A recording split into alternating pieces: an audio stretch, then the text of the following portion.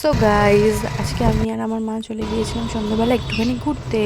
রাত্রি 8টার পরে বেরিয়েছিলাম আমরা, কারণ তার আগে পর্যন্ত যেহেতু আমার পড়ানো থাকে, আমি যেহেতু ফ্রি থাকি না, তো সেই কারণে তো ফার্স্টে চলে গিয়েছিলাম পেট্রোল পাম্পে। প্রথমে সেখান থেকে একটু পেট্রোল ভরে নেওয়ার পরে চলে গিয়েছিলাম মোমো খেতে।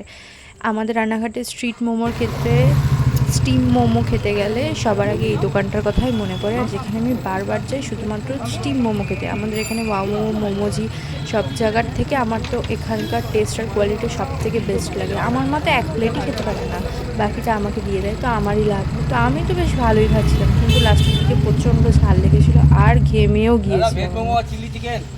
তো যাই হোক, তোমাদের সাথে গল্প করতে করতে অনেকটাই খাওয়া হয়ে গিয়েছিলো আমার। তারপরে খাওয়া টাওয়া সেরে নিয়ে আমি গেলাম পেপার হাউসে। আমার কিছু পেপারস কেনার ছিল, যেহেতু কাল প্র্যাকটিক্যাল পরীক্ষা, তো সেই কারণে লাস্টে পেপারই নেই। তো এর মাঝে আমার মা গিয়েছিল একটু বারুনের দোকানে, তো যেখানে সেই কাকুটা আমার মাকে বারুনের গুণাগুণ আর আমার মাকে বোঝাচ্ছিল বারুনটা কেমন করে রাখলে ঠিক থাকে আর কেমন করে রাখলে খারাপ হয়ে যায়। তো যাই হোক, সারা বাজারই প্রায় অন্ধকার ছিল, তো অনেকটা এগিয়ে এসে একটুখানি সুন্দর জায়গা দেখতে পেলাম, আর তারপরে আমরা চলে এসেছিলাম বাড়ি। তো সবাইকে টাটা, দেখা হবে এবার পরের মিনি ব্লগে।